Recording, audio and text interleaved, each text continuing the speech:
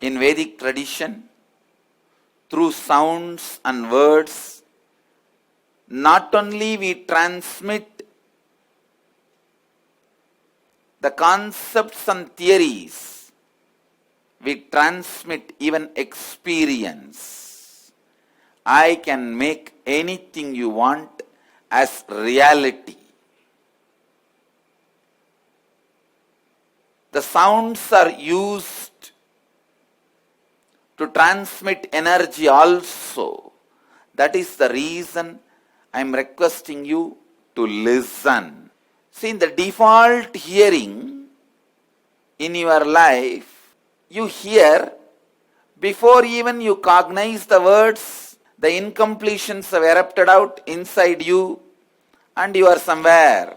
Nityanandam, hope you enjoyed the video. Please click the link in the comment section to watch the full video.